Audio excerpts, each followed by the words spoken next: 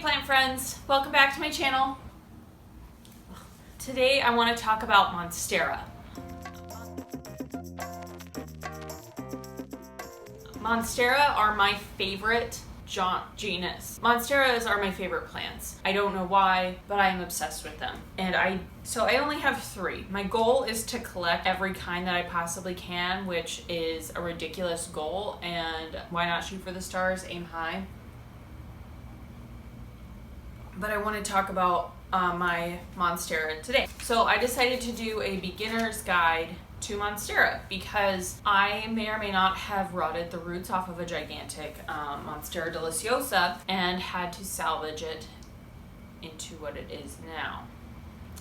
So anyway, what is a Monstera? A Monstera is part of the Araceae family, or aroids, and everybody loves aroids. Everybody's favorite aroids happen to be philodendron. In fact, this specific plant, this Monstera Deliciosa, with its juvenile leaves, used to be classified as a philodendron, and then when they discovered that it was the same plant, went back to Monstera. Same with the Adansonii. It used to be classified as a philodendron as well. Anyway, so all Monsteras are climbers. They love to vine. The Monstera Deliciosa has a more creeping habit. So this guy, while it would probably love to climb up something, it will happily just shoot off in whatever direction and crawl along the ground. But all Monstera are hemiepiphytic. So that means that the plant can either break off and the node, the aerial root, will root into the soil, which is how you propagate a lot of these, but that's a different video. So it will grow into the soil on the ground and then climb up the trees again to get to the top, or germinate in the top of a tree and then send its aerial roots down to the earth. So it can get nutrients both ways. It's really interesting to see these plants in pictures in the wild because they're just covering tree trunks. Strangler fig is another hemiepiphytic plant, and it can strangle your trees out. Same with this guy. Same with a pothos, an epipremnum. Another really cool thing about these plants is they do flower.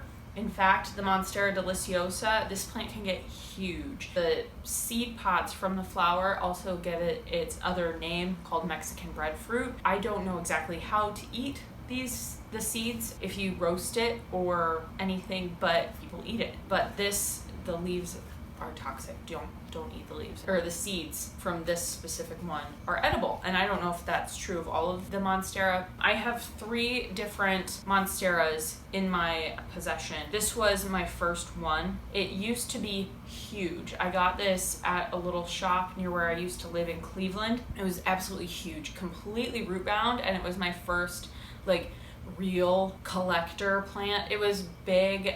I mean, these plants, you can get them anywhere. You can go get them at Lowe's or wherever, and you can see these huge big leaves with the fenestration. I had a ton of leaves with holes in them. I have a few left over, and then the plant got root rot.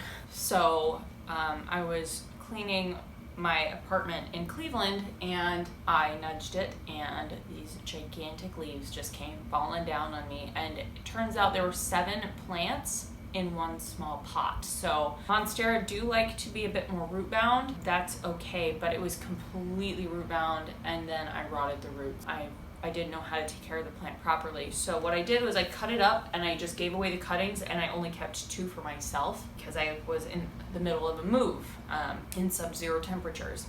I kept the smallest cuttings. I had all of these as juvenile buddies. They didn't have big fenestrated holes in the leaves, and you can see some weird leaves. Anyway, so this guy is rebounding slowly but surely. I had to repot it. I had to water propagate it, and it's just been on a journey, and the leaves are getting really big, and I'm excited about that, but they are not fenestrated, so I'm a little frustrated, but with time it'll be fine. As soon as the roots in this pot get more established, it's just gonna go like crazy. It is native to the southern portion of Mexico all the way through Central America to Panama. I am obsessed. This is the plant that started my obsession. So I'm gonna set that down. The next one I want to talk to you about is another pretty common Monstera. This is a Monstera Adansonii. I got this as a propagation trade, as a single leaf cutting with a slightly rooted node, and I've had this for maybe 2 or 3 months now, and it just popped out this leaf maybe 2 weeks ago. This one just unfurled a week ago, or this week, so about every 2 weeks is what it looks like for new leaves, which I'm really excited about. This, I originally didn't want an Adansonii because I'm very picky about the form. You have the narrow form, and then you have the big ones with the fenestrations, which are the holes in the leaves. And I want a big one. So it's getting there. This is a smaller vine. Again, it will have all the root nodes and all that stuff, and that's how you make the cuttings. And those will root in. I plan on turning this into a more full pot. I don't think that I will put it up a pole, but I like it, and it just hangs out right here in my window, filtered bright light, consistent light as well. This is native to Central America as well as some of the islands in the Caribbean. It prefers lower elevations and valleys rather than being grown in higher altitudes.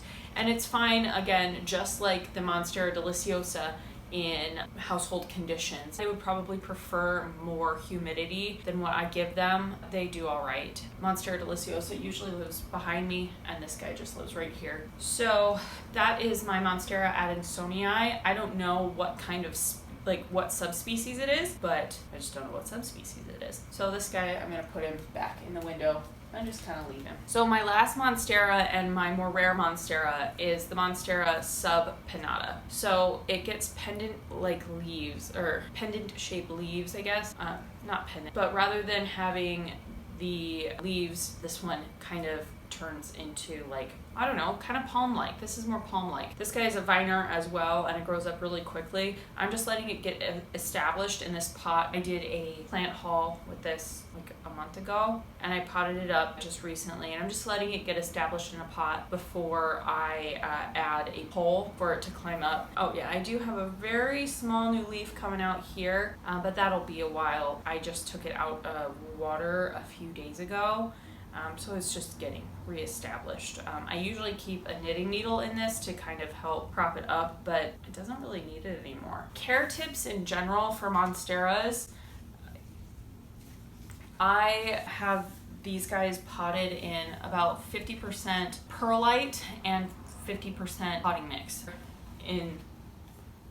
The real hero here is perlite. It helps everything drain really quickly. Monsteras, they like to dry out in between waterings. I treat them very similarly to my philodendrons and my epipremnums. So I just let them dry out, not completely. I get down to like a 2 on my moisture meter, and then I water it again. This pot in particular, this purple one, is a little bit big for this Monstera. I am more careful when I water this one because it is a lot more soil compared to the other 2 plants.